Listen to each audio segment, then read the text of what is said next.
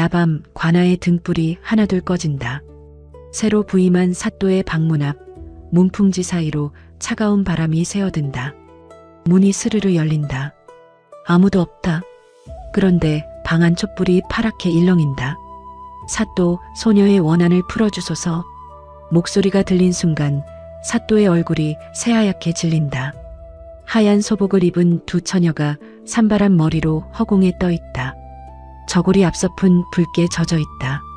다음 날 아침 관아 사람들이 사또의 방문을 열었을 때 그들은 비명을 지르고 말았다. 아이고 사또! 사또는 이게 이미 어떻게 된 싸늘하게 일이야? 식어 있었다. 사또 정신 차리세요! 두 눈은 부릅뜬 채였다. 이 고을에서만 벌써 세 번째였다. 부임한 사또가 하룻밤 만에 급사하는 일이. 사람들은 관아 근처에도 가지 않으려 했다. 밤마다 여자의 흐느끼는 울음소리가 들린다는 소문이 돌았다. 대체 이 두 처녀는 누구인가? 왜 이토록 사무친 한을 품고 사또들을 찾아가는가? 그리고 이 저주 같은 죽음의 행렬을 멈출 수 있는 자는 정녕 없는가? 여러분, 이것은 단순한 귀신 이야기가 아닙니다. 한 집안에서 벌어진 끔찍한 음모와 죽어서도 눈을 감지 못한 두 자매의 처절한 진실 찾기입니다. 그 시작은 평범한 양반가의 안방에서부터였습니다. 처음부터 끝까지 낱낱이 들려드리겠습니다. 구독과 좋아요는 제게 큰 힘이 됩니다. 자, 그럼 야담 스튜디오 시작하겠습니다. 1장. 계모가 들어오다. 평안도 철산 고을에 배무룡이라는 좌수가 살았다. 그는 넉넉한 가산을 가진 데다 성품이 어지러 고을 사람들의 존경을 받는 인물이었다. 부인 장씨와의 금슬도 좋아 두 딸을 낳았다. 큰 딸의 이름은 장화, 작은 딸의 이름은 홍련이었다. 장화와 홍련은 어려서부터 남달랐다. 장화는 어머니를 닮아 마음이 곱고 지혜로웠으며 홍련은 언니를 그림자처럼 따르며 자랐다. 배자수는 두 딸을 볼 때마다 흐뭇하게 웃었다. 우리 장화, 우리 홍련이 자라는 걸 보니 내 여생이 든든하구나. 그러나 행복은 오래가지 못했다. 장화가 10살이 되던 해 어머니 장씨 부인이 갑작스러운 병을 얻어 자리에 누웠다. 온갖 명약을 써도 소용이 없었다. 병상에 누운 장씨 부인은 어린 두 딸의 손을 꼭 붙잡고 눈물을 흘렸다. 장화야, 홍련아. 어미가 먼저 가는 것이 이토록 원통하구나. 너희 둘이 서로 의지하며 살아야 한다. 언니는 동생을 지키고 동생은 언니를 따르거라. 어머니, 가지 마세요. 소녀들을 두고 어찌 가시려 하십니까? 장화가 울며 매달렸으나 장씨 부인은 힘없이 고개를 저을 뿐이었다. 내 넋이라도 너희 곁을 떠나지 않으마. 그 말을 마지막으로 장씨 부인은 눈을 감았다. 방 안가득 곡소리가 울려 퍼졌다. 배자수는 부인의 시신을 붙잡고 통곡했고 어린 장화와 홍련은 서로를 부둥켜 안고 울음을 그치지 못했다. 세월이 흘러도 배자수는 부인을 잊지 못했다. 그러나 집안에는 안주인이 필요했다. 어린 두 딸을 돌볼 사람이 없어 집안 살림이 어지러워졌고 주변에서는 재치를 권하는 이들이 많았다. 좌수 어른, 언제까지 홀로 지내실 것입니까? 어린 딸들을 위해서라도 안주인을 들이시지요. 배자수는 처음엔 고개를 저었으나 거듭되는 권유에 결국 마음을 돌렸다. 그렇게 맞아들인 이가 허씨 부인이었다. 허씨는 원래 근본이 미천한 집안 출신이었다. 얼굴은 박색이고 성품은 사나웠으며 무엇보다 욕심이 끝이 없었다. 혼인한 지 얼마 되지 않아 허씨의 본색이 드러나기 시작했다. 처음에는 배자수 앞에서만 다소곳한 척했다. 그러나 배자수가 집을 비우면 허씨의 태도는 돌변했다. 장화와 홍련을 부를 때도 말투가 거칠어졌고 눈빛에는 미움이 서렸다. 즉, 저것들이 눈엣 가시로구나. 내 배로 낳은 자식도 아닌 것들이 이 집 재산을 다 차지할 것을 생각하면 잠이 오지 않는구나. 허씨는 곧 아들 장쇠를 낳았다.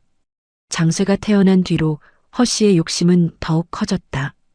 이 많은 재산이 결국 전처의 딸들에게 돌아갈 것이라 생각하니 속이 뒤틀렸다.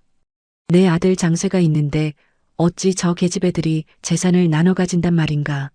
내 반드시 저것들을 이 집에서 몰아내고야 말겠다. 허 씨는 겉으로는 웃으며 두 딸을 대했지만 속으로는 하루하루 흉계를 꾸미고 있었다. 밥상을 차릴 때도 장화와 홍련에게는 거친 잡곡밥과 나물국만 내주고 장쇠에게는 흰쌀밥과 고깃국을 따로 챙겨주었다. 언니, 오늘도 밥이 이래요. 홍련이 작은 목소리로 속삭이면 장화는 동생의 머리를 쓰다듬으며 달랬다. 괜찮다, 홍련아. 우리가 참으면 아버님 마음이 편하실 게다. 어머니께서 하신 말씀 기억하지? 서로 의지하며 살아야 한다고. 장화는 늘 그렇게 동생을 다독였다. 그러나 허 씨의 학대는 날이 갈수록 심해졌다. 두 딸에게 험한 일을 시키고 조금만 실수해도 매질을 했다. 배자수가 집에 있을 때만 허 씨는 얌전한 척 연기했다. 영감, 두 딸이 참으로 착하고 순종적입니다.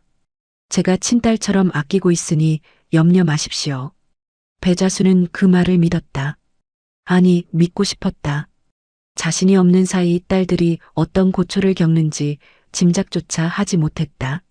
장화와 홍련은 아버지 앞에서도 차마 계모의 학대를 고하지 못했다. 괜히 아버지 마음만 아프게 할까 두려웠기 때문이었다. 밤이 깊으면 두 자매는 서로를 끌어안고 죽은 어머니를 그리워하며 눈물지었다. 언니, 어머니가 보고 싶어요. 나도 그렇단다, 홍련아. 하지만 우리에게는 서로가 있지 않느냐. 힘을 내자. 장화는 애써 웃음을 지어 보였지만 마음속 깊은 곳에서는 불안이 자라고 있었다. 계모의 눈빛에서 느껴지는 살기 어린 증오를 어린 자매는 이미 본능적으로 느끼고 있었던 것이다. 세월이 흘러 장화는 어느덧 17, 홍련은 15이 되었다. 두 자매는 고을에서 소문난 미인으로 자랐다. 마을 사람들은 입을 모아 칭찬했다. 배좌수댁 두 따님은 인물도 곱고 마음씨도 비단결 같다지. 이 칭찬이 허 씨의 귀에 들어갈 때마다 허 씨의 속은 더욱 부글부글 끓어올랐다. 저것들이 예뻐지니 이제 시집갈 나이도 되었구나. 시집갈 때 재산까지 떼어주어야 한다니 이대로 두었다간 내 아들 장쇠에게 돌아갈 몫이 줄어들 것이다. 허 씨의 눈에 도끼가 서리기 시작했다. 이제 단순한 구박으로는 만족할 수 없었다. 그해 겨울 허 씨의 심술은 극에 달했다. 눈이 무릎까지 쌓인 날 허 씨는 장화와 홍련을 불러 세웠다. 너희 둘 뒷산에 가서 마른 나무를 해오너라. 땔감이 다 떨어졌다. 어머니, 이 눈길에 어찌 나무를 하러 간단 말입니까? 하인들을 시키시면 될 것을. 장화가 조심스레 아뢰자 허 씨의 얼굴이 대번에 일그러졌다. 뭐라? 감히 내 말에 토를 다는 것이냐? 이 집에서 밥을 축내려면 그만한 일은 해야 하지 않겠느냐? 결국 두 자매는 얇은 저고리 차림으로 눈 덮인 산길을 올랐다. 홍련의 손발은 금세 얼어붙어 새파랗게 변했다. 언니, 손이 감각이 없어요. 이리 다오. 내가 감싸주마. 장화는 자신의 손으로 동생의 손을 감싸쥐고 입김을 불어넣었다. 나뭇가지를 줍는 손끝에서는 피가 배어났으나 두 자매는 서로에게 기대어 그 혹독한 겨울을 견뎌냈다. 해가 저물어서야 겨우 나무찜을 이고 돌아온 자매를 본 허 씨는 오히려 트집을 잡았다. 이것밖에 못해왔단 말이냐? 굼뜨기가 이를 데 없구나. 이런 일이 하루 이틀이 아니었다. 밥그릇에 몰래 돌을 섞어놓고 이가 상했다며 도리어 자매를 나무라기도 했고 새로 지은 옷을 일부러 찢어놓고는 자매가 험하게 다뤘다며 매질을 하기도 했다. 배자수가 집에 있을 때는 언제 그랬냐는 듯 인자한 얼굴로 돌변하는 허 씨의 이중적인 모습에 자매는 그저 입을 다물 수밖에 없었다. 한 번은 배자수가 우연히 홍련의 팔뚝에 든 시퍼런 멍을 발견한 적이 있었다. 홍련아, 이 멍은 어찌 된 것이냐? 홍련이 머뭇거리며 대답을 못하자 곁에 있던 허 씨가 재빨리 끼어들었다. 아이고, 영감. 홍련이가 어제 마당에서 놀다가 넘어졌지 뭡니까? 제가 얼마나 놀랐는지 모릅니다. 허 씨는 능청스럽게 눈물까지 글썽이며 걱정하는 신용을 했다. 배자수는 아내의 말을 의심 없이 믿었다. 그날 밤 방으로 돌아온 허 씨는 홍련을 따로 불러 세우고는 낮고 서늘한 목소리로 경고했다. 다시 한번 내 아비 앞에서 쓸데없는 소리를 흘렸다간 그때는 정말 크게 혼날 줄 알아라. 홍련은 벌벌 떨며 고개를 끄덕일 수밖에 없었다. 그날 밤 장화는 동생을 품에 안고 함께 눈물을 흘렸다. 홍련아, 조금만 더 참자. 우리가 시집을 가면 이 집을 떠날 수 있지 않느냐. 그때까지만 버티자꾸나. 언니, 저는 언니가 없으면 하루도 견딜 수 없을 것 같아요. 내가 어디 가겠느냐. 어머니께서도 말씀하시지 않으셨느냐. 서로 의지하며 살라고. 나는 절대 너를 혼자 두지 않을 것이다. 두 자매는 그렇게 서로를 부둥켜 안고 밤을 지새우는 날이 많았다. 마을 사람들 사이에서는 두 자매의 처지를 안타까워하는 수군거림이 돌았다. 쯧쯧, 저댁 두 따님이 계모 밑에서 고생이 이만저만이 아니라던데. 배자수 어른은 대체 눈치를 못 채신단 말인가.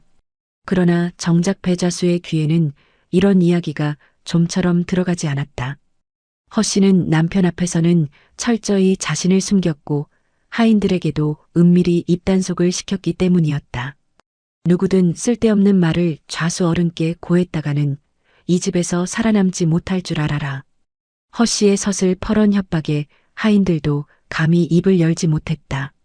이렇게 장화와 홍련의 고통스러운 나날은 아무에게도 알려지지 못한 채 깊어져 갔다. 세월이 흘러 장화의 나이 17이 되자 혼담이 오가기 시작했다. 이웃 고을의 한 양반가에서 장화를 며느리로 드리고 싶다는 뜻을 전해왔다. 배자수는 크게 기뻐하며 혼사를 서둘렀다. 장화야, 좋은 곳에서 청혼이 들어왔다. 이제 너도 좋은 낭군을 만나 행복하게 살아야지. 아버님, 감사합니다. 장화는 겉으로는 웃었지만 속으로는 복잡한 마음이 들었다. 자신이 이 집을 떠나면 홀로 남을 홍련이 걱정되었기 때문이었다. 그러나 이 혼담 소식이 허 씨에게는 전혀 다른 의미로 다가왔다. 저것이 시집을 가면 혼수를 마련해야 할 터인데 그 재산이 다 어디서 나온단 말인가. 결국 이 집 재물에서 축이 나겠지. 안 될 말이다. 저것을 시집 보내느니 차라리. 허 씨의 눈빛이 그날 밤 유난히 어둡게 빛났다. 장화의 혼사가 정해졌다는 소식이 퍼진 그날 이후 허 씨는 방에 틀어박혀 며칠 동안 두문불출했다. 그리고 마침내 허 씨의 입가에 소름 끼치는 미소가 번졌다. 장쇠야, 이리 오너라. 내 너와 긴히 상의할 일이 있으니 어서 오거라. 허 씨는 아들 장쇠를 불러 은밀히 무언가를 속삭이기 시작했다.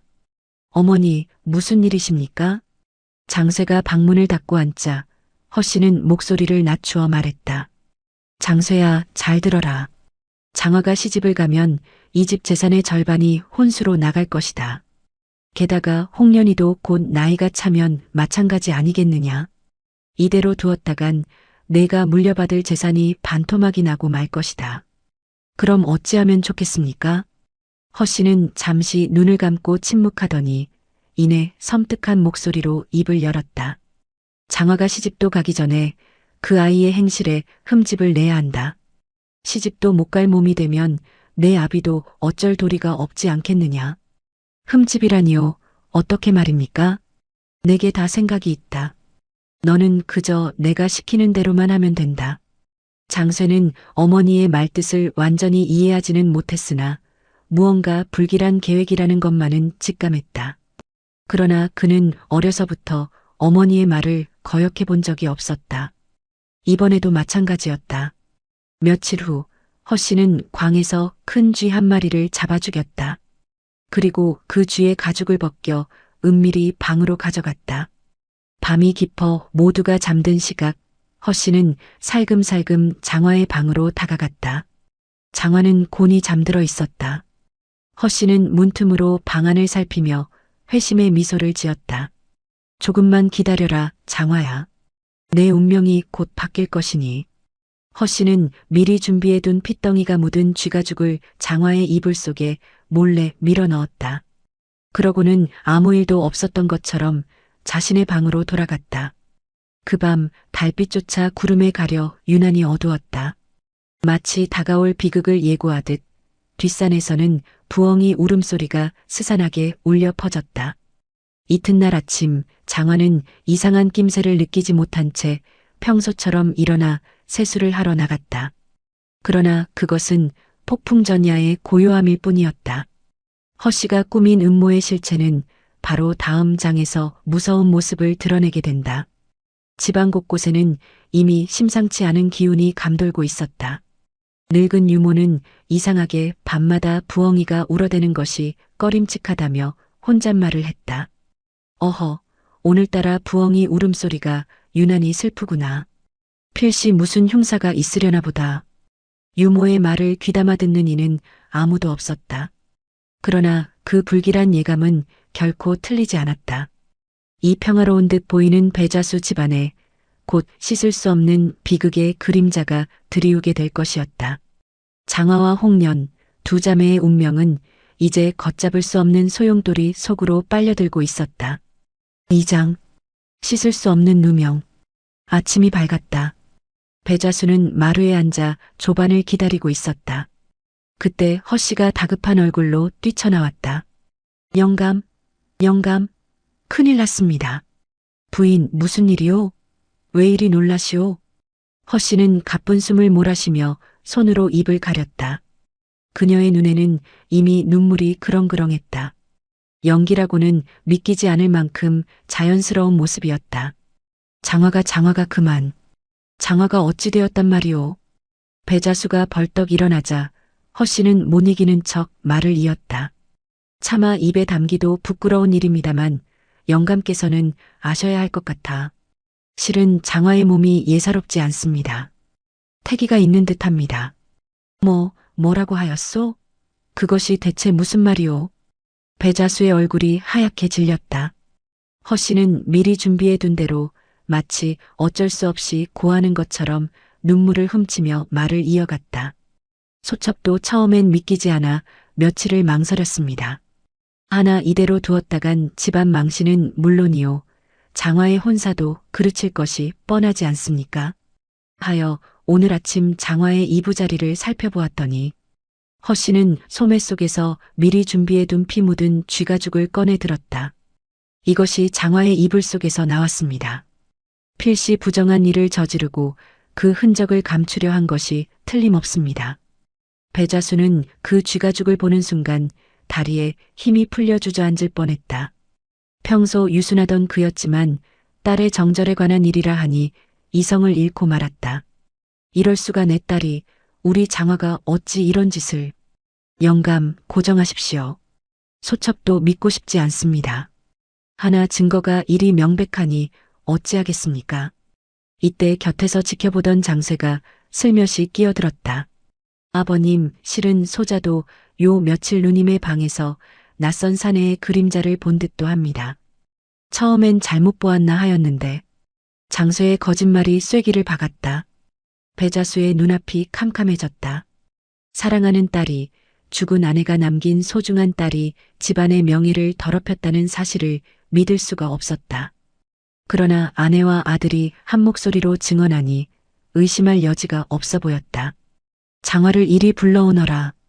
배자수의 노한 목소리가 온 집안에 울려 퍼졌다. 영문도 모른 채 불려온 장화는 아버지의 싸늘한 눈빛에 심장이 내려앉는 듯했다. 아버님, 무슨 일이시온지. 내 인연, 감히 이 집안의 얼굴에 먹칠을 하다니. 내가 어찌 이럴 수 있단 말이냐. 아버님, 소녀는 무슨 말씀이신지 도무지. 배자수는 대답 대신 그 피 묻은 쥐가죽을 장화 앞에 내던졌다. 장화는 그것을 보는 순간 온몸이 얼어붙는 듯했다. 이것이 무엇이옵니까? 소녀는 전혀 알지 못하는 물건이옵니다. 닥쳐라. 내 방 이부자리에서 나온 것을 두고 어찌 발뺌을 하느냐. 아버님, 믿어주십시오. 소녀는 결코 그런 부정한 일을 저지른 적이 없사옵니다. 장화는 땅에 엎드려 통곡했다. 그러나 이미 분노와 배신감에 눈이 먼 배자수의 귀에는 아무 말도 들어오지 않았다. 곁에서 허씨는 짐짓 안타까운 표정을 지으면서도 속으로는 회심의 미소를 짓고 있었다. 이제 다 되었다. 조금만 더 밀어붙이면. 허씨가 다시 눈물을 훔치며 말했다. 영감, 소첩의 생각으로는 이대로 두었다간 이 일이 밖으로 새어나가 온 집안이 웃음거리가 될 것입니다. 차라리 조용히 처리하는 것이 좋을 듯합니다. 조용히 처리하다니 그것이 무슨 뜻이오? 허씨는 잠시 뜸을 들이더니 낮은 목소리로 속삭였다. 장세를 시켜 외갓집에라도 보내는 척하고 아무도 모르게. 배자수는 그 말의 뜻을 미처 깨닫지 못한 채 그저 분노에 휩싸여 고개를 끄덕이고 말았다. 부인 뜻대로 하시오. 나는 더 이상 저 아이의 얼굴을 볼 수가 없구려. 배자수는 방으로 들어가 문을 걸어 잠갔다. 그 순간부터 장화의 운명은 완전히 허씨의 소나기에 들어가고 말았다. 홍련은 이 모든 광경을 문 밖에서 떨며 지켜보고 있었다. 언니가 그런 일을 저질렀을 리 없다는 것을 홍련은 누구보다 잘 알고 있었다. 언니는 그런 사람이 아니잖아요. 어찌 이런 누명을. 홍련이 달려가 장화를 끌어안았다. 장화는 동생의 품에서 하염없이 눈물을 흘렸다. 홍련아, 나는 정말 아무 짓도 하지 않았다. 하늘이 알고 땅이 알 것이야. 저도 알아요, 언니. 제가 아버님께 말씀드릴게요. 언니는 절대 그럴 사람이 아니라고. 안 된다, 홍련아. 지금 아버님은 아무 말도 들으려 하지 않으실 것이다. 괜히 너까지 화를 입을까 두렵구나. 그날 밤 허씨는 장세를 불러 은밀히 지시를 내렸다. 내일 새벽 장화를 외갓집에 데려다 준다며 데리고 나가거라. 그리고 허씨는 장쇠의 귀에 대고 나머지 말을 속삭였다. 그 말을 들은 장쇠의 얼굴이 순간 하얗게 질렸다. 어머니. 그것은 너무. 닥쳐라. 이 집안의 재산이 걸린 일이다. 내가 살아남으려면 시키는 대로 하란 말이다. 만일 내가 하지 않겠다면 내 너를 자식으로 여기지 않을 것이야. 장쇠는 어머니의 서슬 퍼런 눈빛에 감히 거역하지 못했다. 결국 고개를 떨구고 말없이 방을 나섰다. 이튿날 새벽 아직 어둠이 채 가시지 않은 시각이었다. 장쇠는 장화를 흔들어 깨웠다. 누님 일어나십시오. 어머니 명으로 외갓집에 모셔다 드리려 합니다. 장화는 억울한 누명을 쓴 채 이 집을 떠나야 한다는 사실에 가슴이 미어졌지만 달리 방도가 없었다.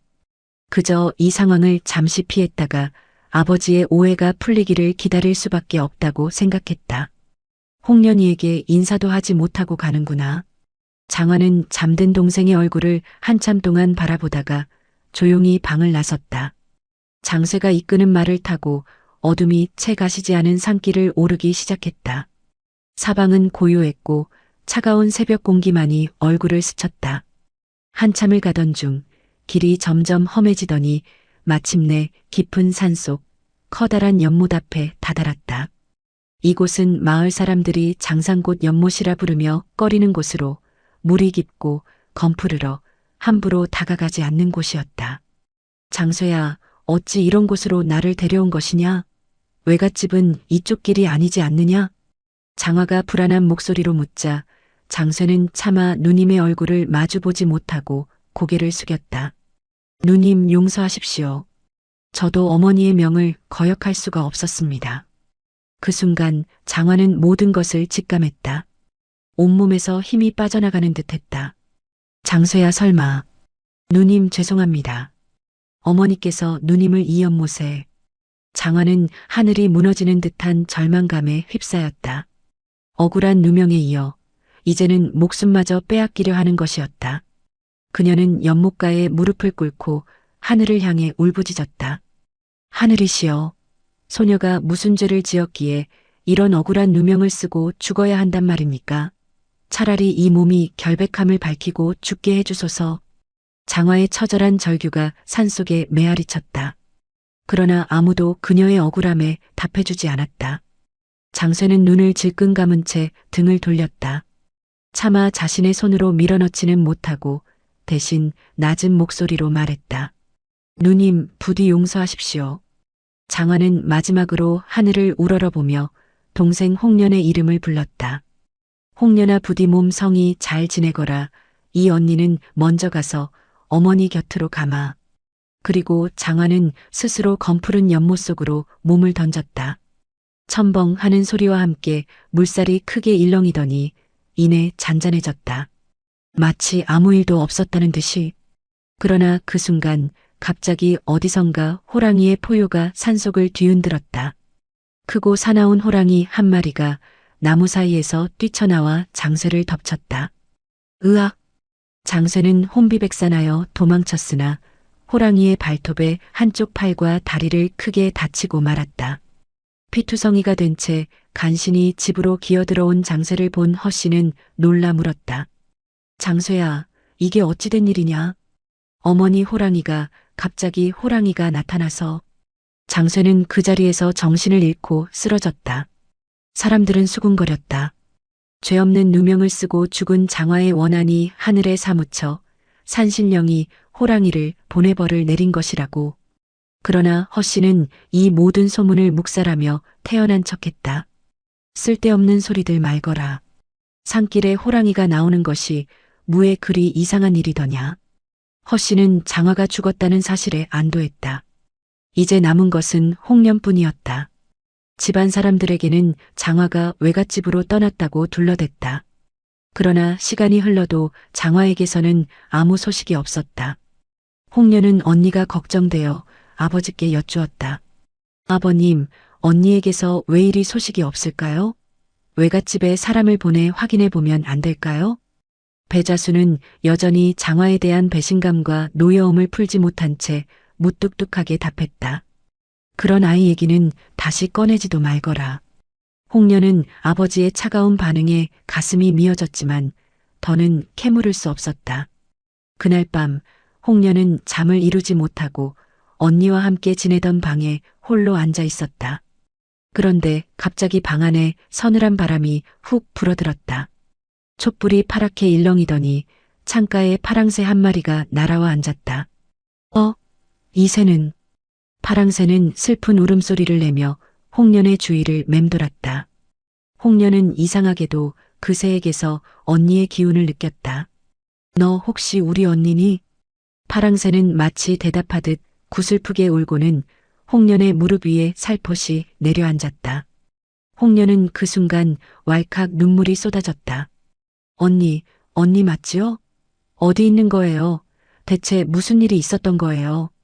그러나 파랑새는 말이 없었다. 그저 슬픈 눈으로 홍련을 바라보다가 이내 창밖으로 날아가 버렸다. 홍련은 그 새가 사라진 방향을 오래도록 바라보며 알 수 없는 불안감에 몸을 떨었다. 며칠 뒤 홍련은 몰래 아녀 하나를 시켜 외갓집에 사람을 보내보았다. 그리고 돌아온 답은 청천벽력과도 같았다. 아가씨, 외갓집에서는 장화 아가씨가 온 적이 없다고 하옵니다. 그것이 무슨 말이냐?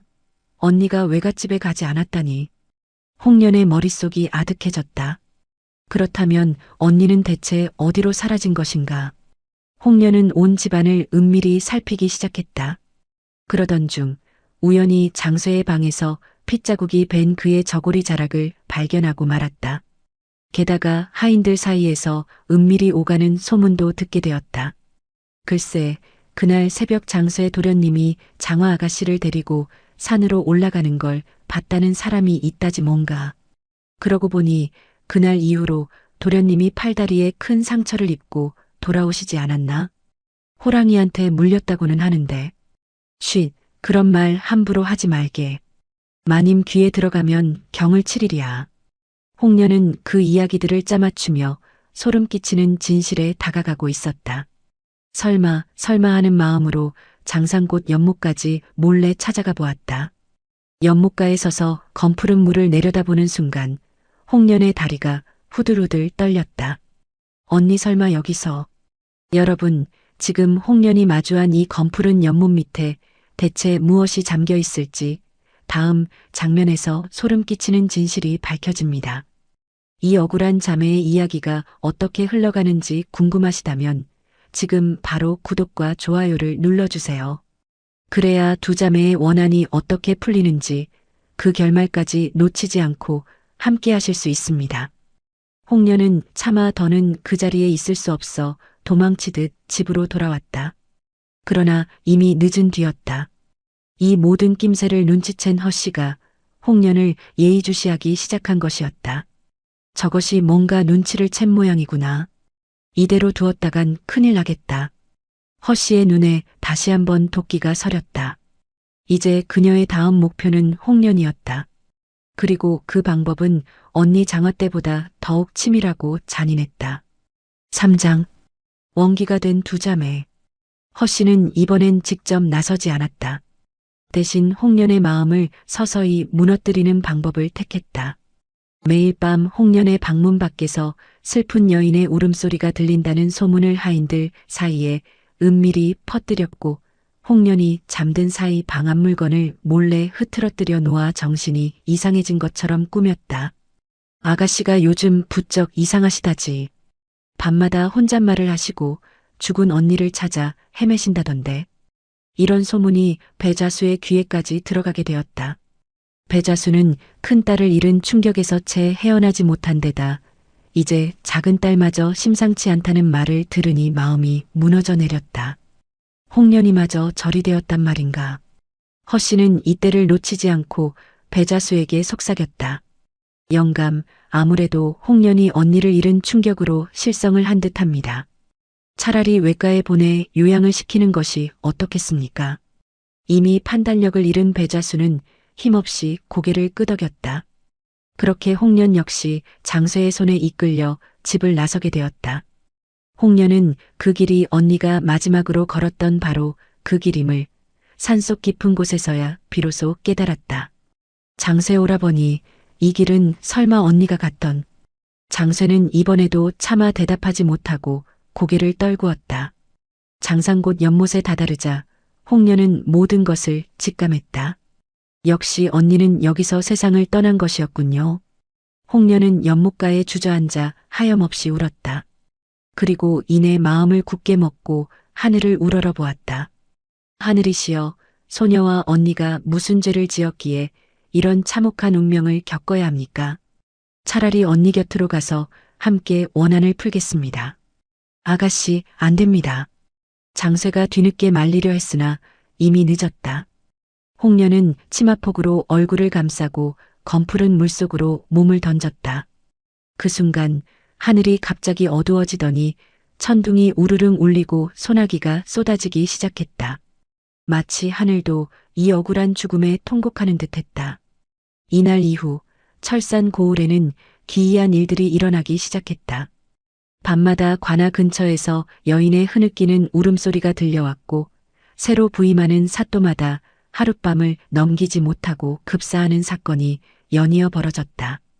첫 번째로 부임한 사또의 이름은 김첨지였다. 그는 원래 겁이 많은 성격이었으나 벼슬자리가 급하여 이 고을을 자원했다. 부임하던 날 관아 노비들은 하나같이 근심 어린 얼굴로 그를 맞이했다. 사또, 이 고을에는 흉흉한 소문이 돌고 있사옵니다. 부디 오늘 밤은 각별히 조심하시옵소서. 쓸데없는 소리 말거라. 사람이 귀신을 겁내서야 어찌 벼슬을 한단 말이냐. 김첨지는 애써 태어난 척했지만 속으로는 이미 두려움이 스멀스멀 피어오르고 있었다. 밤이 깊어지자 그는 촛불을 여러 개 밝히고 방문 앞에 병졸들을 세워두기까지 했다. 그러나 자정이 가까워지자 이상하게도 촛불들이 하나둘 저절로 꺼지기 시작했다. 마지막 촛불마저 꺼지려는 순간 방문이 스르르 열리며 서늘한 바람이 밀려들었다. 하얀 소복을 입은 두 처녀가 산발한 머리로 방 안에 들어섰다.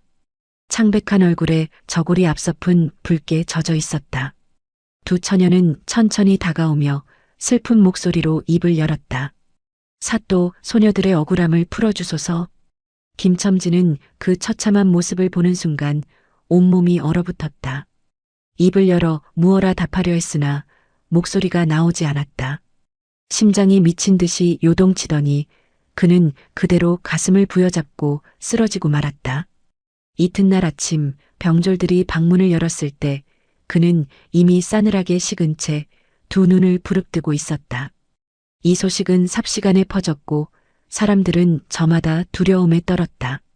김첨지 사또가 부임 하룻밤 만에 급사하셨다는구먼. 그것 보게 내 이 고을에 흉한 기운이 서려 있다고 하지 않았는가. 철산 관아에 원기가 나타난다지.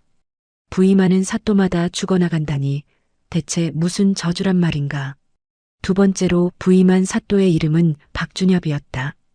그는 젊은 시절 묵과에 급제할 만큼 담력이 세다고 소문난 자였다. 그는 이 괴이한 소문을 비웃으며 자신만만하게 부임했다. 귀신이 다 무엇이란 말이냐. 죽은 자의 넋이 산 사람을 해친다는 것은 무지한 백성들의 헛소리일 뿐이다.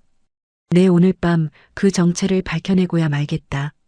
박준엽은 손수 검을 뽑아 곁에 두고 방 한가운데 정자한 채 밤을 새울 채비를 했다. 그는 심지어 부하들에게 큰 소리를 치기까지 했다.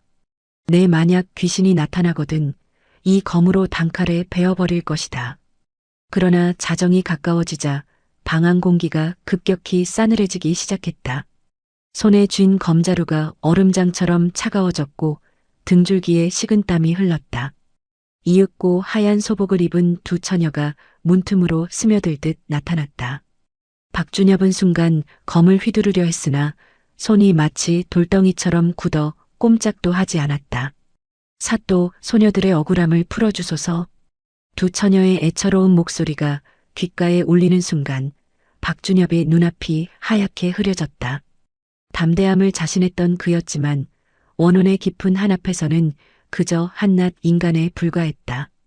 그는 검을 놓친 채 그대로 뒤로 넘어가며 절명하고 말았다. 이로써 벌써 두 번째 사또가 목숨을 잃게 된 셈이었다. 이번엔 그 담대하다던 박 사또마저 당했다지 뭔가. 이제 이 고을에 사또로 오겠다는 사람이 아무도 없을 것이야. 사람들의 두려움은 극에 달했다. 조정에서도 이 괴이한 사건을 두고 여러 날 논쟁이 벌어졌다.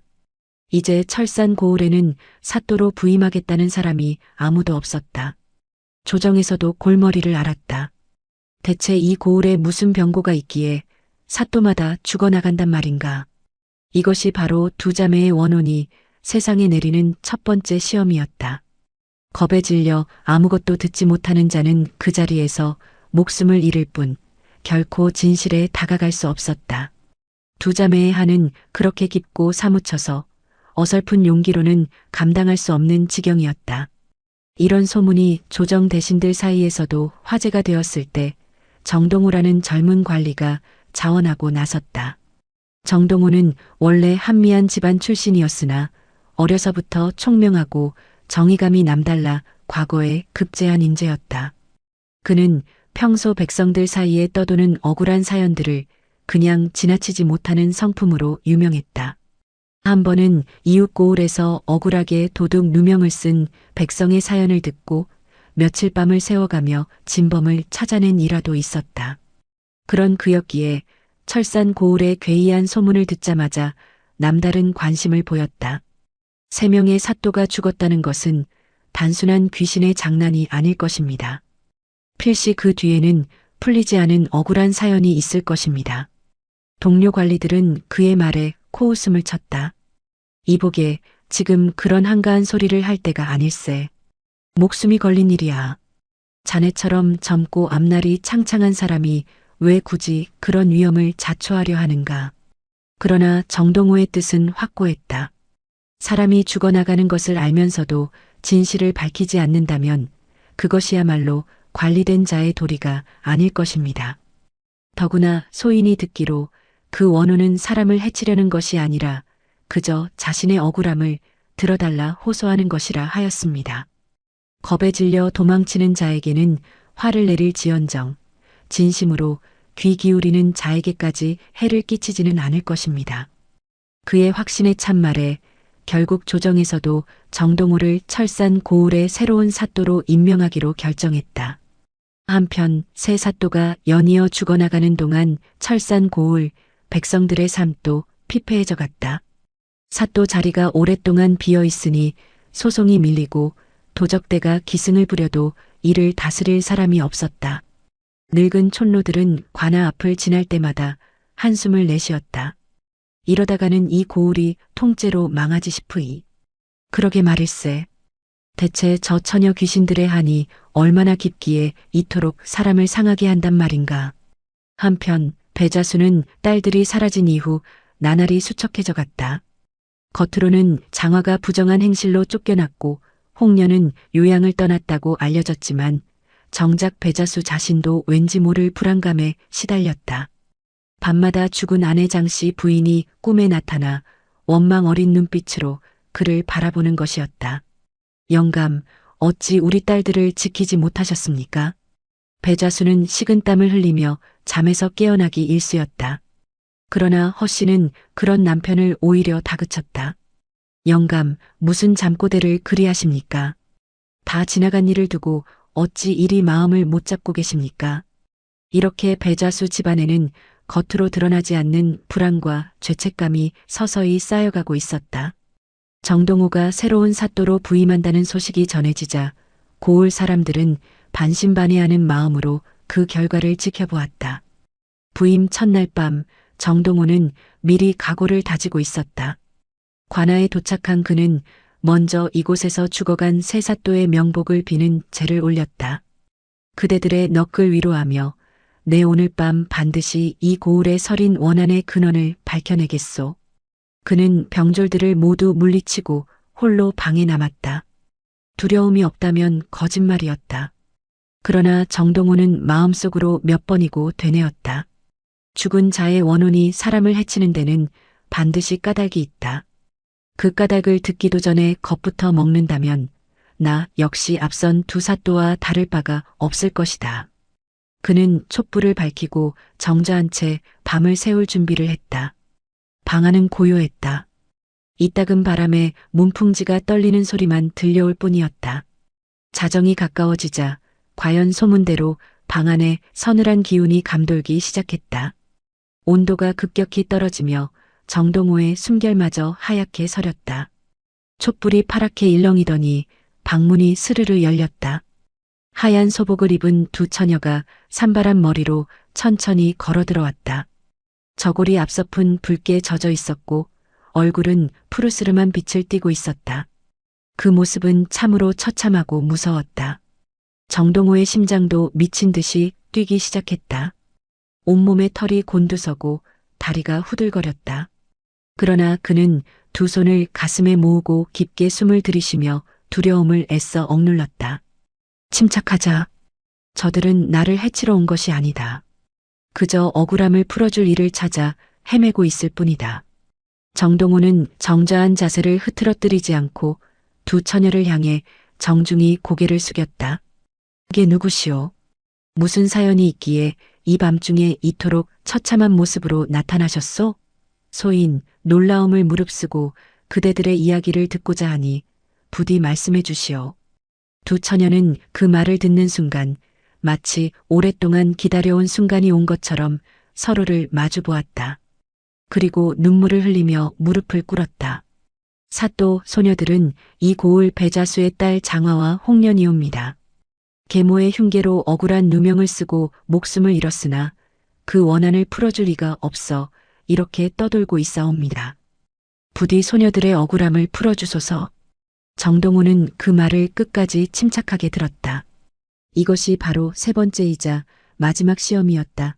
겁에 질리지 않고 원혼의 말을 끝까지 경청하는 것. 그는 앞선 두 사또와 달리 흔들리지 않았다.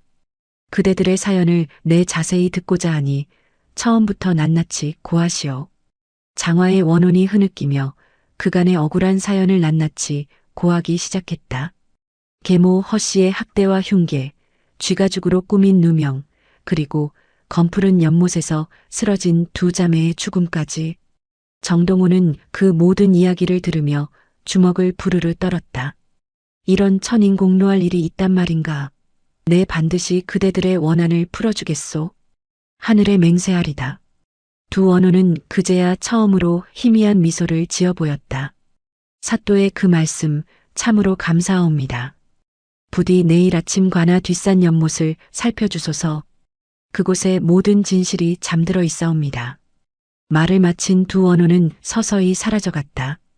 정동호는 뜬 눈으로 밤을 지새우며 내일 반드시 이 억울한 사연의 진실을 세상에 밝히리라 굳게 다짐했다. 날이 밝자마자 정동호는 관아의 아전들을 불러 모았다. 오늘 뒷산 연못을 뒤질 것이다. 삽과 그물을 준비하라. 아전들은 지난밤 사또가 살아있는 것을 보고 놀라움을 감추지 못했다. 사또나리, 무사하셨습니까? 지난 세 분의 사또께서는 그 이야기는 나중에 하고 지금은 서둘러야 한다. 억울하게 죽은 두 자매의 원혼이 이 고을을 떠돌고 있다. 그 진실을 밝히는 것이 급선무다. 관아 사람들은 반신반의하면서도 사또의 명을 따라 산길을 올랐다. 장상곳 연못에 다다르자 정동호는 물속을 수색하라 명했다. 아전들이 그물을 던지고 오랜 시간 수색한 끝에 마침내 물속 깊은 곳에서 두 구의 시신을 건져 올렸다. 시신은 오랜 시간이 지났음에도 불구하고 마치 살아있는 듯 생생한 모습이었다. 얼굴빛도 변하지 않았고 옷차림도 그대로였다. 이를 지켜보던 사람들은 모두 놀라 탄식했다. 이것이야말로 원한이 얼마나 깊은지를 보여주는 증거로구나. 정동호는 시신 앞에 무릎을 꿇고 예를 갖추었다. 장화낭자, 홍련낭자, 내 반드시 그대들의 원한을 풀어주겠소. 조금만 기다려 주시오. 그는 두 자매의 시신을 정중히 수습하게 하고 곧바로 배자수의 집으로 향했다. 이제 진실을 밝힐 시간이었다. 허씨와 장쇠는 아직 자신들의 죄가 드러났다는 사실을 꿈에도 알지 못한 채 평온한 일상을 보내고 있었다. 그러나 그 평온도 이제 얼마 남지 않았다. 사장, 마침내 밝혀진 진실. 정동호는 관아로 배자수와 허씨, 장쇠를 모두 불러들였다. 전날 밤 두 원혼과의 만남을 마친 정동호는 뜬 눈으로 새벽을 맞았다. 그는 시신을 수습한 뒤에도 곧바로 배자수의 집으로 달려가지 않았다. 대신 신중을 기하기 위해 하루 동안 은밀히 사람을 풀어 고을 안팎의 이야기를 더 캐물었다. 옆마을 나무꾼에게서는 그날 새벽 산길에서 호랑이 울음소리와 함께 여인의 비명을 들었다는 증언을 얻었고 관아의 오래된 문서를 뒤져 장화의 혼담이 오갔던 정황과 그 이후 갑작스레 파온 통보가 갔다는 사실도 확인했다. 이 모든 정황이 하나로 깨어지자 정동호는 비로소 확신을 가지고 배자수의 집으로 향할 수 있었다. 배자수는 새로 부임한 사또가 자신을 부른다는 말에 영문을 몰라하며 관아로 향했다. 허씨 역시 겉으로는 태연한 척했지만 속으로는 불안감이 스멀스멀 피어올랐다. 설마 그 일이 밝혀진 것은 아니겠지. 벌써 3명의 사또가 죽어나갔는데 이번 사또라고 다를 것이 있겠는가. 허씨는 애써 자신을 다독이며 관아로 향하는 발걸음을 옮겼다. 관아 마당에 세 사람이 무릎을 꿇고 앉았다. 정동호는 위험 있는 표정으로 이들을 내려다보며 입을 열었다. 배자수는 듣거라. 그대에게는 두 딸이 있었다고 들었다. 장화와 홍련이라는 딸들 말이다. 지금 그들은 어디 있는가? 배자수는 순간 가슴이 철렁 내려앉았다. 그것이 큰 딸은 부정한 행실로 집을 나갔고 작은 딸은 그 충격으로 실성하여 외가로 요양을 보냈사옵니다. 그것이 정녕 사실이더냐? 정동호의 목소리가 서리빨같이 차가워졌다. 그는 손짓으로 아전들에게 명했다. 들여오너라. 아전들이 하얀 천에 덮인 두 구의 시신을 마당 한가운데로 옮겨왔다. 천이 거치자 그 자리에 있던 모든 사람들이 경악을 금치 못했다. 배자수는 그 얼굴을 보는 순간 그대로 실신할 뻔했다. 자, 장화야, 홍련아, 이것이 어찌된 일이냐? 배자수는 시신을 부여잡고 통곡했다. 정동호는 냉정한 눈빛으로 허씨를 노려보았다. 이 두 낭자는 어젯밤 내게 직접 나타나 억울한 사연을 고했다. 계모의 흉계로 누명을 쓰고 목숨을 잃었다고 말이다. 허씨, 그대는 아직도 발뺌할 셈인가? 허씨의 얼굴이 새하얗게 질렸다. 그러나 그녀는 끝까지 발악하며 부인했다. 사또, 그것은 말도 안 되는 무고이옵니다.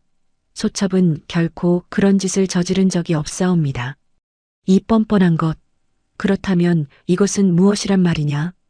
정동호는 미리 확보해둔 증거들을 하나씩 꺼내 보였다. 쥐가죽에서 발견된 실밥이 허 씨의 옷감과 정확히 일치한다는 것, 그리고 겁에 질려 하인들 사이에서 나돌던 소문들, 마지막으로 장쇠의 몸에 남은 호랑이 발톱 사처까지. 장쇠, 내 몸에 난 그 상처는 어찌 된 것이냐? 산신령이 죄 없는 낭자를 해친 죄인에게 벌을 내린 것이 아니더냐? 장쇠는 더 이상 버티지 못하고 그 자리에 무너져 내렸다. 사또 죽을 죄를 지었사옵니다. 모든 것이 어머니의 짓이었습니다. 소인은 그저 시키는 대로 했을 뿐입니다. 장쇠, 이 배은망덕한 것. 내가 어찌 그런 거짓을. 허 씨가 발악하듯 소리쳤으나 이미 늦은 뒤였다. 장쇠는 눈물을 흘리며 그간의 모든 진실을 낱낱이 고하기 시작했다. 쥐가죽으로 누명을 씌운 일, 장화를 연못에 빠뜨려 죽인 일, 그리고 홍련마저 실성한 것처럼 꾸며 같은 곳으로 내몬 일까지. 그 모든 사연이 만천하에 드러나는 순간이었다. 여러분, 얼마나 기가 막힌 일입니까? 자신이 낳지 않았다는 이유만으로 재산에 대한 욕심 하나로 두 어린 목숨을 앗아간 것입니다. 이 처절한 진실이 밝혀지는 순간을 놓치지 않으시려면 지금 이 영상에 좋아요를 눌러주시고 구독도 함께 부탁드립니다. 이제 이 천인공노할 죄인들에게 어떤 벌이 내려질지 계속해서 지켜봐 주십시오. 정동호는 이에 그치지 않고 그간 입단속을 당해온 하인들을 하나씩 불러 증언을 받았다. 늙은 유모가 떨리는 목소리로 나서서 고했다. 사또 나리 소인이 진작 말씀드렸어야 했는데 마님께서 두 아가씨를 학대하시는 것을 여러 번 보았사옵니다. 겨울에 얇은 옷만 입혀 산에 나무를 하러 보내시고 밥그릇에 몰래 돌을 넣으시는 것도 보았사옵니다. 하나 마님께서 입을 열면 이 집에서 살아남지 못할 것이라 겁을 주셔서 감히 고하지 못하였사옵니다. 죽을 죄를 지었사옵니다. 다른 하인들도 하나둘 용기를 내어 그동안 보고 들은 일들을 털어놓기 시작했다. 그 증언들은 하나같이 허 씨의 잔혹함을 뒷받침하는 것들이었다. 정동호는 이 모든 증언을 꼼꼼히 기록하게 하며 고개를 끄덕였다. 그대들의 죄는 훗날 묻지 않을 것이니 안심하고 아는 바를 모두 고하라. 지금 이 순간 진실을 말하는 것이야말로 그대들이 속죄할 수 있는 유일한 길이다. 이렇게 하나둘 밝혀지는 증언들 앞에서 허 씨는 더 이상 발뺌할 여지가 없었다. 그녀의 표정은 점점 사색이 되어갔고 급기야 실성한 사람처럼 웃음을 터뜨리기 시작했다. 흐흐 그래, 내가 했다. 내가 그년들을 죽였다. 내 아들에게 재산을 물려주기 위해서였다. 그것이 무에 그리 잘못되었단 말이냐. 그 자리에 있던 모든 이들이 경악하며 뒷걸음질 쳤다. 배자수는 그 모습을 보며 절규했다. 당신은 사람도 아니오. 어찌 그런 끔찍한 짓을 저지르고도 뉘우침 하나 없단 말이오. 정동호는 자리에서 일어나 준엄한 목소리로 판결을 내렸다. 허 씨는 듣거라. 그대는 계모로서 마땅히 자식을 보살펴야 할 도리를 저버리고 오직 재물에 대한 탐욕으로 두 어린 낭자의 목숨을 앗아갔다. 이는 하늘도 용서치 못할 대죄이다. 국법에 따라 그대를 능지처참에 처하노라. 사또. 자, 잠깐만. 허 씨는 끌려나가면서도 끝까지 발악했지만 이미 그녀의 죄상은 만천하에 드러난 뒤였다. 장쇠 역시 죄를 면할 수 없었으나 스스로 죄를 자백하고 진실을 밝히는데 협조한 정상이 참작되어 유배형에 처해졌다. 배자수는 그 자리에서 오열하며 정동호에게 매달렸다. 사또 소인이 어리석어 딸들의 억울함을 알아채지 못했습니다. 이 모든 것이 소인의 불찰이옵니다. 배자수, 그대의 마음은 내 짐작하고도 남음이 있소. 허나 이미 지나간 일을 되돌릴 수는 없는 법. 그대는 이제라도 두 낭자의 넋을 정성껏 위로해야 할 것이오. 배자수는 딸들의 시신을 끌어안고 목 놓아 울었다. 장화야, 홍련아 이 아비를 용서해다오. 내가 눈이 멀어 너희의 억울함을 보지 못했구나. 그날 밤 정동호의 꿈에 다시 두 자매의 원혼이 나타났다. 이번에는 더 이상 슬프거나 처참한 모습이 아니었다. 환하게 웃는 얼굴로 두 자매는 큰 절을 올렸다. 사또 참으로 감사합니다. 사또 덕분에 소녀들의 원한이 비로소 풀렸사옵니다. 이 은혜 결코 잊지 않겠사옵니다. 낭자들의 넋이 이제 편히 쉴 수 있기를 바라오. 사또께 한 가지 청이 있사옵니다. 부디 소녀들이 다시 아버님의 슬하에서 인연을 이어갈 수 있도록 도와주소서. 말을 마친 두 원호는 밝은 빛에 감싸이며 서서히 하늘로 승천했다. 정동호는 잠에서 깨어나며 이 모든 것이 하늘의 뜻임을 깨달았다. 이 소식은 삽시간에 철산고을 전체로 퍼져나갔다. 사람들은 저마다 혀를 내두르며 이야기를 주고받았다. 세상에 계모가 재산 욕심에 눈이 멀어 어린 딸들을 죽였다지 뭔가. 쯧쯧 사람의 탈을 쓰고 어찌 그런 짓을 저지를 수 있단 말인가. 그나마 다행일세. 새로 오신 사또께서 담대하셔서 그 억울함을 풀어주셨으니 말이야. 참으로 무서운 것은 재물에 대한 욕심이로구나. 그 욕심이 결국 자기 자식마저 죄인으로 만들고 죄 없는 이들의 목숨까지 앗아갔으니. 허씨가 능지처참을 당하던 날 형장에는 구경하러 온 사람들로 인산인해를 이루었다. 그러나 그 누구도 허씨를 동정하는 이는 없었다. 오히려 사람들은 입을 모아 말했다. 참으로 인과응보로다. 죄 없는 두 낭자의 원한이 이렇게 풀리는구나. 형이 집행되기 직전 허씨는 마지막 순간까지도 참회하지 않고 원망 섞인 말을 내뱉었다. 내가 무엇을 그리 잘못했단 말이냐. 그저 내 아들에게 재산을 물려주고자 했을 뿐인데. 이를 지켜보던 배자수가 비통한 목소리로 소리쳤다. 그대는 끝까지 죄를 뉘우치지 못하는구나. 내 딸들의 목숨이 그깟 재물보다 못하단 말인가. 형장의 분위기는 무겁고 참담했다. 죄인의 최후는 그렇게 허무하게 끝이 났다.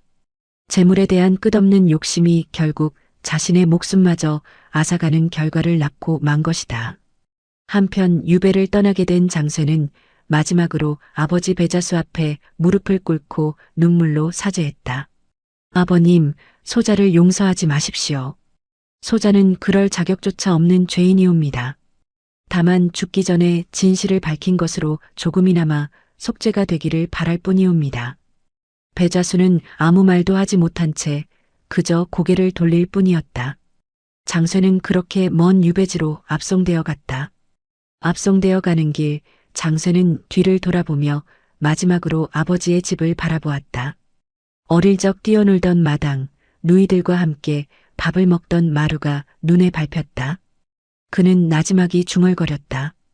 어머니의 말씀을 거역하지 못한 죄로 일이 되었지만 결국 제 손으로 누님들을 저버린 죄는 씻을 수 없겠지요. 호송하던 관졸이 그 말을 듣고 혀를 찼다. 이복에 뒤늦은 후회가 무슨 소용인가. 사람이 죄를 짓기 전에 옳고 그름을 가릴 줄 알아야지. 장쇠는 아무 대답도 하지 못한 채 고개를 떨구었다. 그는 유배지에서 여생을 보내며 매일 아침 저녁으로 두 누이의 명복을 빌었다고 전해진다. 마을 사람들은 이 모든 사건을 지켜보며 깊은 교훈을 얻었다. 재물이 아무리 소중해도 사람의 목숨과 도리보다 앞설 수는 없는 법이지. 자식을 키우는 데 있어 친자식이니 아니니를 가르는 것부터가 화근이었네. 배자수 어른도 처음부터 좀 더 살피셨더라면 이런 참변은 없었을 것을. 정동호는 이 사건을 계기로 고을 곳곳에 방을 붙여 계모와 전처 자식 간의 갈등으로 인한 폐해를 경계하도록 알렸다. 그의 공정하고 담대한 판결은 조정에까지 알려져 큰 칭송을 받았다. 이후 정동호는 철산 고을을 떠나 더 높은 관직으로 영전하였으나 평생 이 사건을 마음속 깊이 새기며 백성을 대하는 자세의 근본으로 삼았다고 전해진다. 배자수는 그날 이후 사람이 완전히 달라졌다. 예전처럼 딸들의 겉모습만 보고 안심하던 아비가 아니었다. 그는 매일 아침 두 딸의 무덤을 찾아 절을 올리며 살아생전 딸들의 작은 표정 하나까지도 놓치지 않겠노라 다짐했다. 내가 너무 늦게 깨달았구나. 자식을 진정으로 지킨다는 것은 그저 먹이고 입히는 것이 아니라 그 마음속 깊은 곳까지 헤아리는 것이었걸. 배자수는 두 딸의 시신을 정성껏 수습하여 양지 바른 곳에 묻어주었다. 무덤 앞에 엎드려 그는 오래도록 눈물을 흘리며 용서를 빌었다. 장화야, 홍련아. 이 아비가 눈이 어두워 너희를 지켜주지 못했구나. 부디 저승에서라도 어미와 함께 편히 지내거라. 그러나 하늘은 이 가여운 부녀에게 또 한 번의 인연을 준비하고 있었다. 그것이 바로 이 이야기의 마지막 장, 진정한 결말이었다. 5장. 다시 태어난 자매. 세월이 흘러 배자수는 마음의 상처를 조금씩 추스르기 시작했다. 주변 사람들은 홀로 지내는 그를 안타까워하며 다시 한번 재혼을 권했다. 좌수 어른, 이제 마음을 추스르시고 새로운 인연을 맞으시지요. 언제까지 홀로 지내실 수는 없지 않습니까? 배자수는 처음엔 손사래를 쳤다. 내 어찌 다시 안주인을 들릴 수 있겠소. 지난번 그 화를 겪고도 또다시 사람을 잘못 볼까 두렵소. 그러나 주변에 거듭되는 권유에 배자수는 이번에는 신중에 신중을 기하기로 마음먹었다. 그는 몇 달에 걸쳐 여러 집안을 조용히 살폈다. 한 곳은 재물은 넉넉하나 인심이 각박하다는 소문이 있어 마음을 접었고, 또 한 곳은 성품은 좋으나 이미 다른 혼처가 정해졌다는 소식에 인연이 닿지 않았다.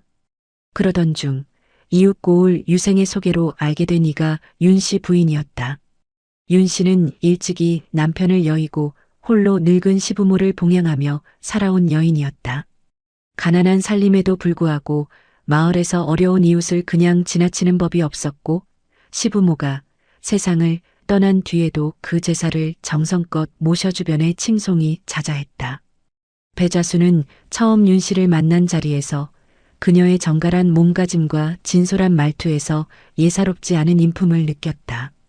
부인의 사람됨을 들으니 참으로 귀한 분이라 생각됩니다.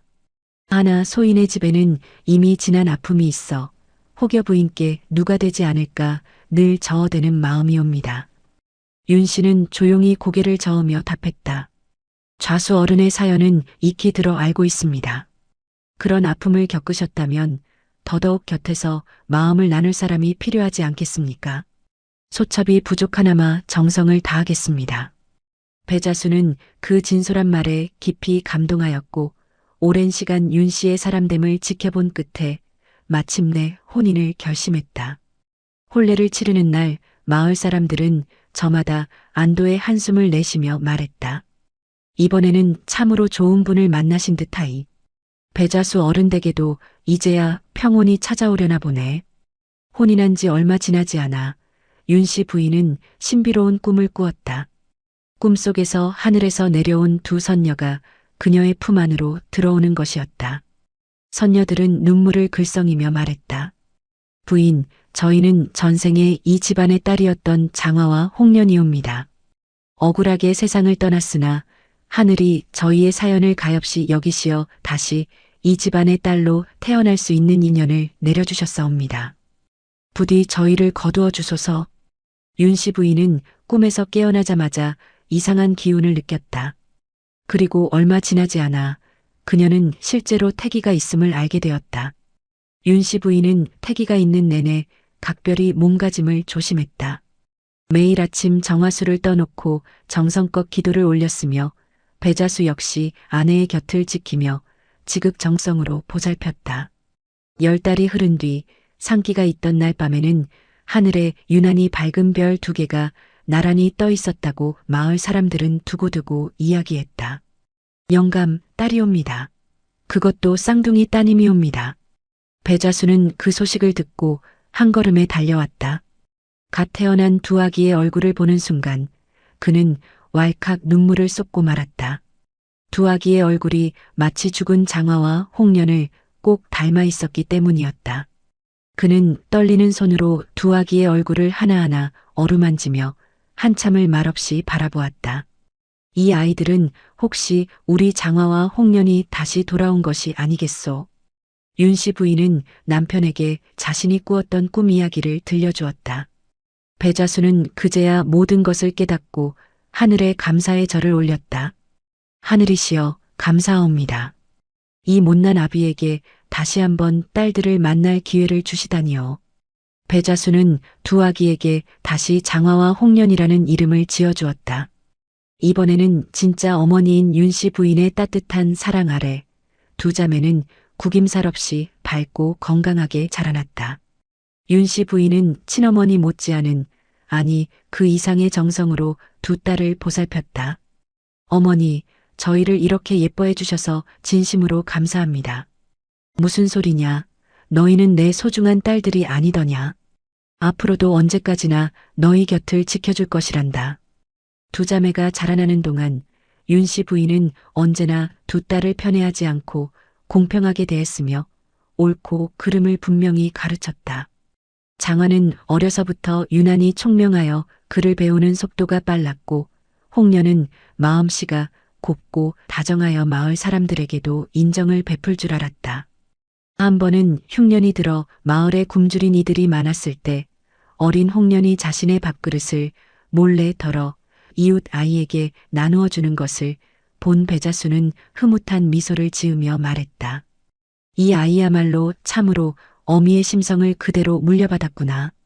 장화 또한 동생을 살뜰히 챙기며 우애를 다졌다. 두 자매는 어려서 겪었던 전생의 아픔을 전혀 기억하지 못했지만 이상하게도 서로에 대한 애틋함만은 남달랐다. 밤이면 한 방에 누워 도란도란 이야기를 나누고 낮이면 함께 술을 놓거나 시를 지으며 시간을 보냈다. 이를 지켜보는 배자수와 윤씨 부인의 마음은 날로 흐뭇해졌다. 세월이 흘러 두 자매는 다시 아름답고 지혜로운 처녀로 성장했다. 그 소문은 이웃 고을까지 널리 퍼졌다. 철산 배자수댁 따님들이 인물도 곱건이와 마음씨가 비단결 같다지. 게다가 쌍둥이로 태어나 신비로운 사연까지 있다 하니 참으로 하늘이 내린 인연이라 하겠구먼. 이웃 고을에는 마침 이알림이라는 학식 높은 선비의 쌍둥이 아들 형제가 있었다. 형의 이름은 이문성, 아우의 이름은 이문학이라 하였는데 둘 다 학문에 밝고 인품이 후덕하여 고을에서 촉망받는 재원들이었다. 이알림은 두 아들의 혼처를 두고 고심하던 중 배자수댁 쌍둥이 자매의 소문을 듣고 무릎을 쳤다. 쌍둥이 형제에게 쌍둥이 자매라니 이보다 더 좋은 인연이 어디 있겠는가. 이알림은 곧 중매인을 보내어 혼담을 청했다. 배자수는 이 소식을 듣고 크게 기뻐했다. 이알림 어른의 자제들이라면 내 익히 그 인품을 들어 알고 있소. 참으로 좋은 인연이 될 듯하오. 혼담이 오가는 과정에서 양가는 서로의 사람됨을 신중히 살폈다. 이문성과 이문학 형제는 직접 배자수의 집을 찾아 예를 갖추었고 그 자리에서 장화와 홍련의 단정한 몸가짐과 총명한 언행에 깊은 인상을 받았다. 장화 또한 이문성의 진중한 성품에, 홍련은 이문학의 다정다감한 성품에 은근히 호감을 느꼈다. 마침내 혼례를 치르는 날이 밝았다. 배자수의 집안 마당에는 청사초롱이 줄줄이 걸리고 붉고 푸른 차일이 드리워졌다. 두 신랑은 사모간대를 갖추어 입고 나란히 말을 타고 도착했으며 두 신부는 원삼족두리 차림으로 마주 섰다. 마을 사람들이 구름처럼 몰려들어 혼례를 구경하며 저마다 덕담을 건넸다. 이런 격경사가 세상 천지에 또 어디 있는가. 쌍둥이 자매가 한나란 씨의 시집을 가다니 말일세. 배자수 어른댁의 그 아픈 사연을 아는 사람이라면 오늘 이 잔치가 더욱 감격스러울 것이야. 교배례를 올리는 순간 장화와 홍련은 나란히 서서 서로를 바라보며 미소를 지었다. 두 자매는 어린 시절 겪었던 전생의 기억은 없었으나 그 순간만큼은 마치 오랜 세월 함께 온 인연을 확인하듯 서로의 손을 꼭 붙잡았다. 언니, 이제 우리도 각자의 가정을 이루는군요. 그래, 홍련아. 앞으로도 서로 가까이 살며 자주 왕래하자꾸나. 우리는 언제까지나 자매가 아니더냐. 배자수와 윤씨 부인은 그 모습을 지켜보며 감격의 눈물을 흘렸다. 배자수는 하늘을 우러러보며 나지막이 음조렸다. 장씨 부인, 당신도 하늘에서 이 모습을 지켜보고 계시겠지요. 우리 딸들이 이토록 좋은 인연을 만나 행복하게 사는 모습을. 이제야 비로소 이 아비의 마음도 편안해지는구려. 혼례를 마친 두 자매는 이웃한 마을에 각각 자리를 잡아 살았기에 시집을 간 뒤로도 자주 왕래하며 우애를 이어갔다. 명절이면 두 자매의 가족이 함께 모여 배자수와 윤씨 부인을 찾아뵈었고 그때마다 집안에는 웃음소리가 끊이지 않았다. 세월이 흘러 장화는 아들 셋과 딸 하나를 두었고 홍련 역시 아들 둘과 딸 둘을 낳아 길렀다. 두 자매는 시집간 뒤에도 어려서부터 몸에 밴 우애와 인정을 잃지 않았다. 장화는 시댁 마을에 흉년이 들었을 때 곡간을 열어 굶주린 이웃들에게 곡식을 나누어 주었고 홍련은 병든 노인들을 위해 손수 약을 지어 돌보았다. 이런 선행이 널리 알려지면서 두 자매가 사는 고을에서는 저마다 그들을 칭송하는 소리가 끊이지 않았다. 저댁 며느리들은 참으로 하늘이 내린 복덩이야. 인심이 후하고 마음씨가 곱기가 이를 데 없으니 말일세. 듣자 하니 어려서 큰 고초를 겪었다던데 그 아픔을 겪고도 저리 남을 배려할 줄 아니 참으로 대단한 일이지. 장화의 맏아들은 훗날 학문에 힘써 과거에 급제하여 고을의 훌륭한 관리가 되었다. 그는 어머니로부터 늘 이런 가르침을 들으며 자랐다. 얘야, 관리가 되어 벼슬을 살거든 늘 백성의 억울함을 먼저 살피거라. 세상에는 말하지 못하고 가슴에 한을 품은 채 살아가는 이들이 많단다. 그 한을 헤아릴 줄 아는 것이 참된 관리의 도리이니라. 훗날 사람들은 장화의 아들이 부임하는 고을마다 억울한 송사를 공정하게 처결하여 명관으로 이름을 떨쳤다고 전한다. 홍련의 딸들 또한 시집가는 곳마다 효성과 우애로 이름이 높아 그 집안의 가풍이 대대로 이어졌다고 한다. 배자수와 윤씨 부인은 노년에 이르러 두 딸의 자손들에게 둘러싸여 더없이 평온한 나날을 보냈다. 배자수는 손주들을 무릎에 앉히고 옛 이야기를 들려주기를 즐겼는데 유독 장화와 홍련에 관한 이야기만은 끝까지 자세히 하지 않았다. 그저 이렇게 말할 뿐이었다. 너희 어머니들은 참으로 귀한 인연으로 이 집에 오신 분들이란다. 그러니 너희도 부디 서로를 아끼고 남을 미워하는 마음을 품지 않도록 하여라. 손주들은 할아버지의 그 말 속에 어떤 깊은 사연이 담겨 있는지 알지 못한 채 그저 고개를 끄덕이곤 했다. 그러나 그 가르침만은 마음 깊이 새겨져 대대로 이 집안의 자손들에게 전해 내려갔다고 한다. 배자수는 80이 넘도록 장수하였고 세상을 떠나는 마지막 순간까지 두 딸의 손을 맞잡고 편안한 얼굴로 눈을 감았다고 전해진다. 그의 장례에는 철산 고을은 물론 이웃 고을 사람들까지 몰려와 그 덕을 기렸으며 훗날 이 집안은 효와 우애로 이름난 명문가로 널리 알려지게 되었다. 윤씨 부인 또한 남편이 떠난 뒤에도 오래도록 두 딸의 곁을 지키며 손주들에게 늘 인자한 할머니로 기억되었다. 한편 두 자매의 원한을 풀어준 정동호 사또의 이야기도 마을 사람들 사이에서 오래도록 전해졌다. 그는 훗날 더 높은 관직에 올라 여러 고을을 다스렸는데 가는 곳마다 백성들의 억울한 사연을 그냥 지나치지 않는 것으로 유명했다. 사람들은 그를 두고 이렇게 말하곤 했다. 저분은 철산 고을에서 원기의 한을 풀어준 그 사또가 아니신가. 과연 그 소문이 헛되지 않구먼. 정동호는 노년에 이르러 후학들에게 자신의 관리 생활을 돌아보며 이런 말을 남겼다고 전해진다. 내 평생 벼슬을 살며 가장 잘한 일을 꼽으라면 단연철산 고을에서의 그 하룻밤을 꼽을 것이다. 그날 밤 두려움에 떨며 도망쳤더라면 나는 평생 그 부끄러움을 안고 살았을 것이다. 사람이 관직에 오르는 것은 재물이나 명예를 위해서가 아니라 바로 그런 순간을 위해서가 아니겠는가. 이 말은 훗날까지 관리들 사이에서 두고두고 회자되며 공정하고 담대한 관리의 표상으로 전해졌다. 후대의 관리들은 부임할 때마다 이 이야기를 되새기며 백성의 억울함을 결코 외면하지 않겠노라 다짐하곤 했다고 한다. 세월이 아주 오랜 뒤 어느 늦가을 밤이었다. 이미 백발이 성성해진 장화와 홍련이 나란히 앉아 지난 세월을 회고하던 중 문득 두 사람은 알 수 없는 그리움에 눈시울을 붉혔다. 언니, 이상하지요. 왜 이렇게 가끔 가슴 한구석이 아려올 때가 있는지 모르겠어요. 마치 아주 먼 옛날 무언가 슬픈 일을 겪었던 것처럼요. 나도 그렇단다, 홍련아. 허나 지금 우리에게 남은 것은 감사할 일들 뿐이 아니겠느냐.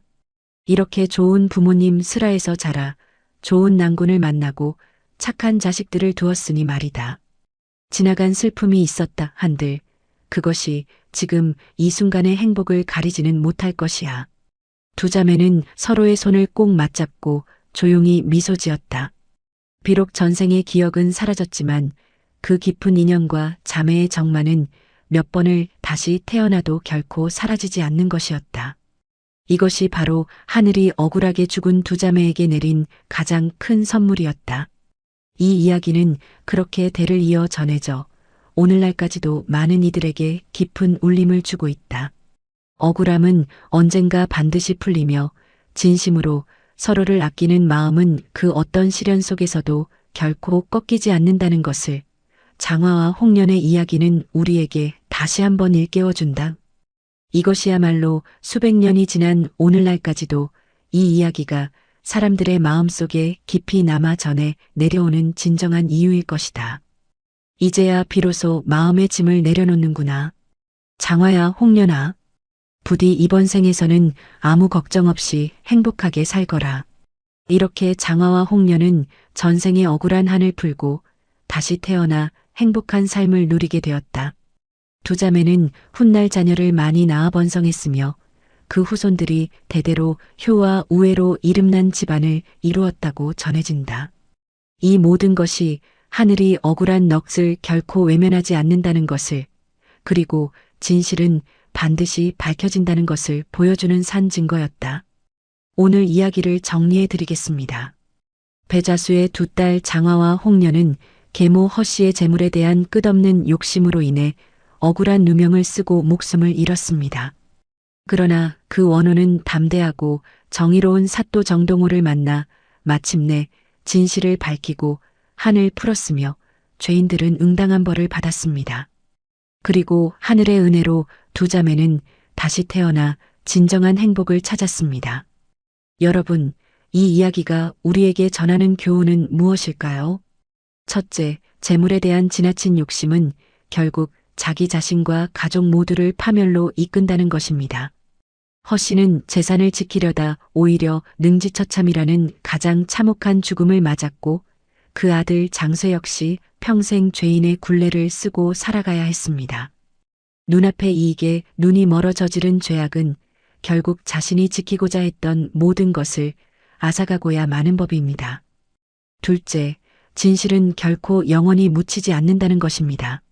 아무리 교묘한 흉계라도 하늘은 반드시 억울한 이의 사연을 들어주십니다. 세 명의 사또가 목숨을 잃으면서까지 이어진 두 자매의 호소는 결국 진심으로 귀 기울일 줄 아는 단 한 사람을 만나 마침내 결실을 맺었습니다. 이는 우리에게 포기하지 않는 것이 얼마나 중요한지를 일깨워줍니다. 셋째, 곁에 있는 가족을 살피는 것이 얼마나 중요한지를 이 이야기는 보여줍니다.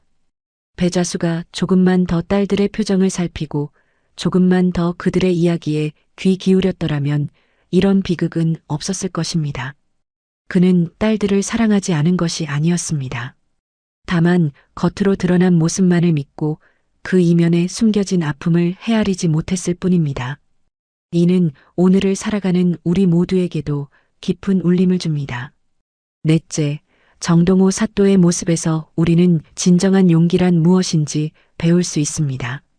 앞선 두 사또는 담력을 자신했지만 정작 두려움 앞에서 자신을 잃고 말았습니다.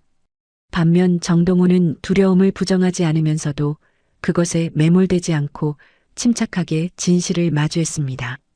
참된 용기란 두려움이 없는 것이 아니라 두려움 속에서도 옳은 일을 행하는 것임을 이 이야기는 말해줍니다. 여러분의 가정에서도 혹시 무심코 지나치고 있는 가족의 아픔은 없으신지 한번 돌아보시면 좋겠습니다. 재물보다 소중한 것은 언제나 사람이라는 사실을 이 이야기가 다시 한번 일깨워줍니다. 그리고 누군가의 억울한 사연에 귀 기울이는 작은 용기가 때로는 한 사람의 인생 전체를 구원할 수도 있다는 것 또한 기억해 주시기 바랍니다. 진정한 가족이란 핏줄로만 맺어지는 것이 아니라 서로를 향한 진심 어린 관심과 배려로 완성되는 것임을 윤 씨 부인이 보여준 사랑이 다시 한번 증명해 줍니다. 이 이야기가 마음에 와닿으셨다면 구독과 좋아요 부탁드립니다. 여러분의 관심이 저희에게 큰 힘이 됩니다. 다음에는 또 다른 흥미진진한 이야기로 찾아뵙겠습니다. 오늘도 끝까지 시청해 주셔서 진심으로 감사드립니다.